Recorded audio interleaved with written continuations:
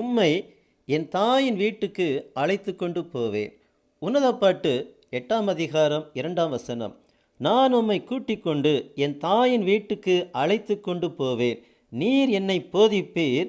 கந்த வர்க்கமிட்ட திராட்ச ரசத்தையும் என் மாதளம் பழ ரசத்தையும் உமக்கு குடிக்க கொடுப்பேன். கைவிடப்பட்ட விசுவாசிகள் சீயோன் குமாரத்திக்கு ஒப்பாக மேலான நிலையில் இருக்க வேண்டியவர்கள்.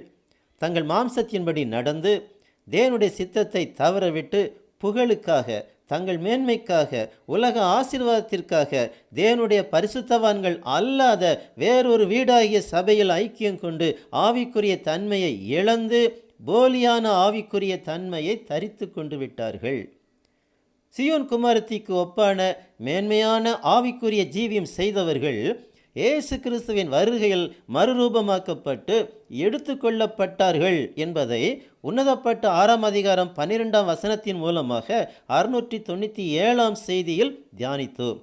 இதை அறிந்து தாங்கள் கைவிடப்பட்டதையும் அறிந்து வருந்த ஆரம்பித்து விட்டார்கள் என்பதை உன்னதப்பட்டு 6ஆம் அதிகாரம் 13ஆம் வசனத்தின் மூலமாக 698ஆம் செய்தியில் தியானித்தோம்.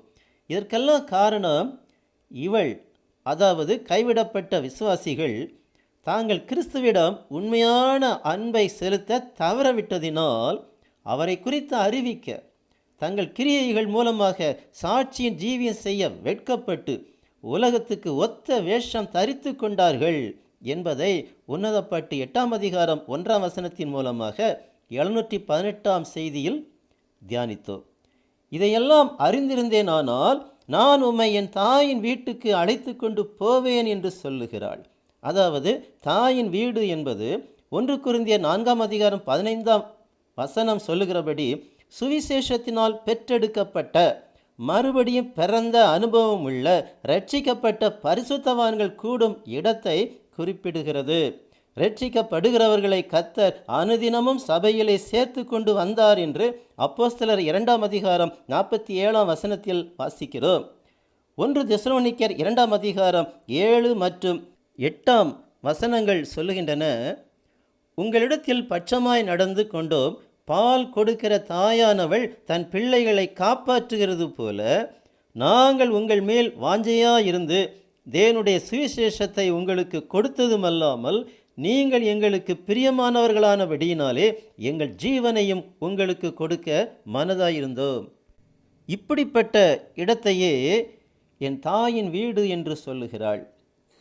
2 தீமோத்தேயு 2ஆம் அதிகாரம் 22ஆம் வசனம் சொல்லுகிறபடி ஐக்கியம் கொள்ளாமல், சுத்த இருதயத்தோடு தொழுது கொள்ளாமல், கிறிஸ்துவின் மரணம், அடக்கம், உயிர்த்தெழுதலுக்கு ஒப்பான மூழ்கி ஞானஸ்நானத்தையும் பரிசுத்த ஆவியின் அபிஷேகத்தையும் எதிர்ப்பவர்களோடும், பரிசுத்த ஆவியை பெற்றும் ரோமர் 8ஆம் அதிகாரம் 14ஆம் வசனம் சொல்லுகிறபடி தேவனுடைய ஆவியினால் நடவாமலும், தங்கள் சபை விசுவாசிகளை அந்த சத்தியத்திற்குள் வழி நடத்தாமலும் இருக்கிறவர்களோடு ஐக்கியப்பட்டு நீதியையும் விசுவாசத்தையும் அன்பையும் சமாதானத்தையும் இழந்துவிட்டாள்.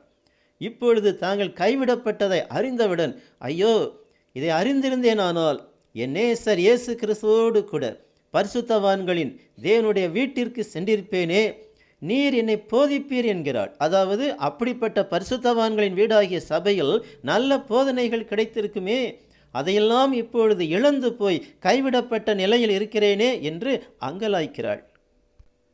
கந்த வர்க்கமிட்ட திராட்சை ரசத்தையும் என் மாதளம் பழ ரசத்தையும் உமக்கு குடிக்க கொடுப்பேன் என்றும் சொல்லுகிறாள். அதாவது அப்படிப்பட்ட பரிசுத்தவான்களின் சபையில் கிடைத்த மேன்மையான போதனைகள் மூலமாக ஆவிக்குரிய வாசனையை வீசி உம்மை மகிமைப்படுத்தியிருப்பேனே என்று சொல்லி வருந்தி அங்கலாய்க்கிறாள்.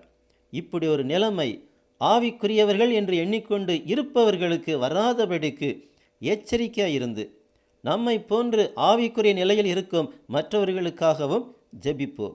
கர்த்தராகிய இயேசு கிறிஸ்துவின் நாமம் மகிமைப்படுவதாக. ஆமேன்.